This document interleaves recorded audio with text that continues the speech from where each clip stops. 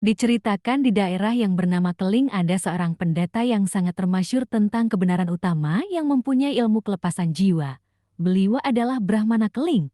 Beliau disebut Brahmana Keling karena berasal dari daerah Keling, Jawa Timur. Dalam perjalanan beliau dari tanah Jawa ke Bali, sampailah beliau di suatu desa pesisir pantai yaitu Desa Muncar. Di sini beliau beristirahat sejenak sambil menikmati keindahan panorama Selat Bali yang mengikat hati beliau akan keindahan alam laut dan pegunungan Pulau Bali. Tak disangka di hadapan beliau tiba-tiba muncul Dang Hyang Kayu Manis. Sang ayah bercerita panjang tentang keberadaannya di Nusa Bali.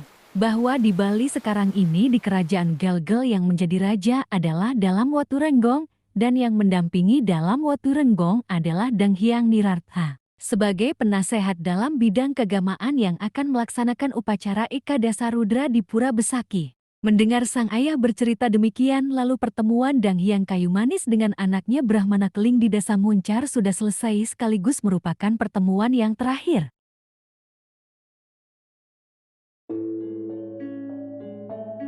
Sedangkan Brahmana Keling selanjutnya menuju Pulau Bali menuju ke Keraton Gelgel. Singkat cerita sampailah di kerajaan dalam keadaan sepi. Beliau lalu diterima oleh beberapa pembuka masyarakat yang ada di keraton.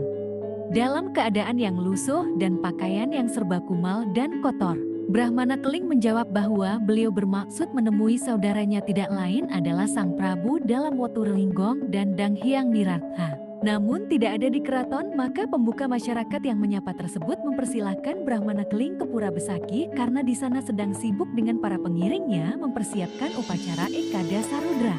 Selanjutnya sang Brahmana meneruskan perjalanan menuju Pura Besaki. Sesampainya di pelataran pura, beliau disapa oleh masyarakat dan para pengayah yang ada di pura. Brahmana Keling menjawab sama bahwa beliau ingin menemui saudaranya Dalam Watu Renggong dan Dang Hyang Nirartha yang katanya sedang ada di pura. Pengayah tadi pun belum berani menghadap ke dalam karena ia beranggapan bahwa orang yang datang dalam keadaan begini tidak mungkin saudara Sang Prabu maupun Dang Hyang Nirartha. Bahkan masyarakat sangat tersinggung dengan pengakuan sang Brahmana ini yang mengaku-ngaku bersaudara dengan dalam junjungannya, seolah-olah derajat Sang Prabu dengan Dang Hyang Nirartha disamakan dengan dirinya yang selayaknya seorang pengemis, dan karena suatu sebab rakyat tidak dapat menghalanginya serta tidak ada yang melihat beliau menuju ke dalam. Akhirnya mungkin karena saking payahnya beliau dalam perjalanan panjang, beliau langsung duduk di Pelinggi Surya Chandra. Di atas sanalah beliau duduk untuk beristirahat sejenak. Tak selang beberapa lama, datanglah Sang Prabu Dalam Watu Renggong. Begitu beliau menoleh ke atas Pelinggi Surya Chandra, alangkah terkejutnya hati beliau serta-merta dengan muka yang merah padam.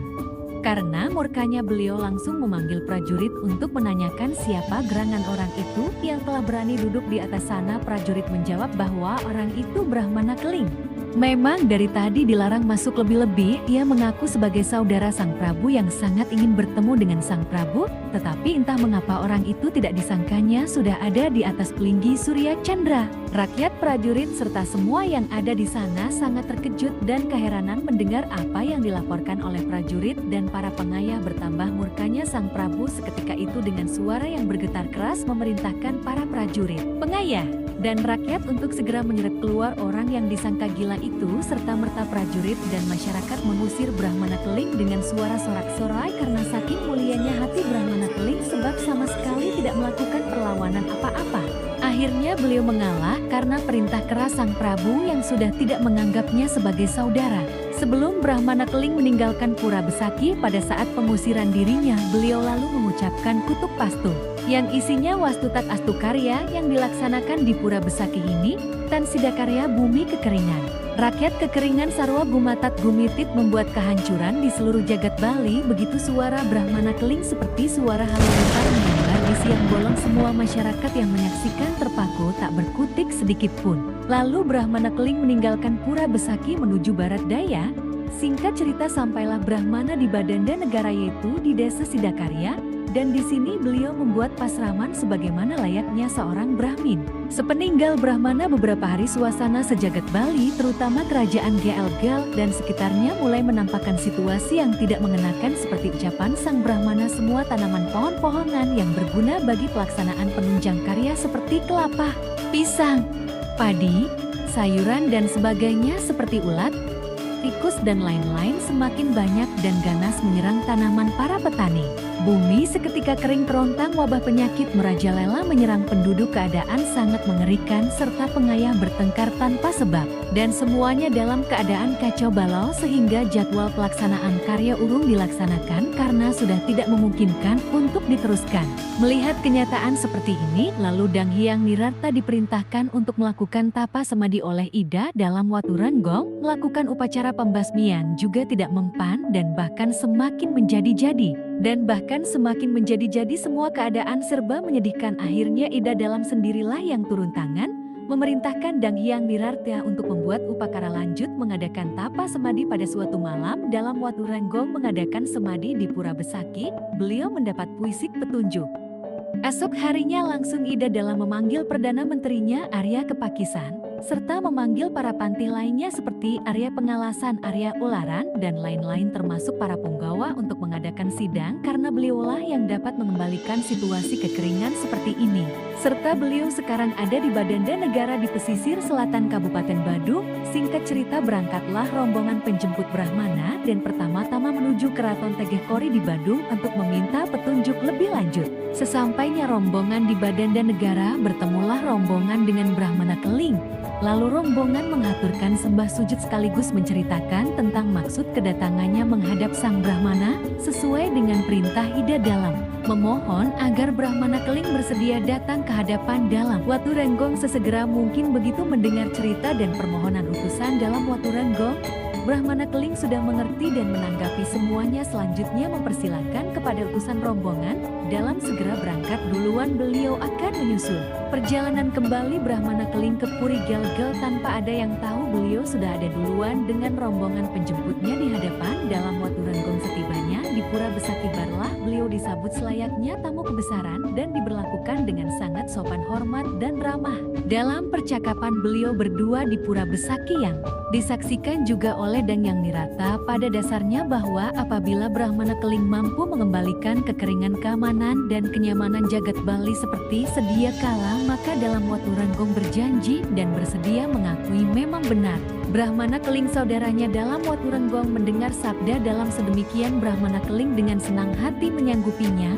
Seketika itu pula tanpa prasarana sesajen apapun, beliau hening sejenak mengucapkan mantra-mantra dan dengan kekuatan batin yang luar biasa. Terbuktilah ayam hitam dikatakan putih benar-benar menjadi putih.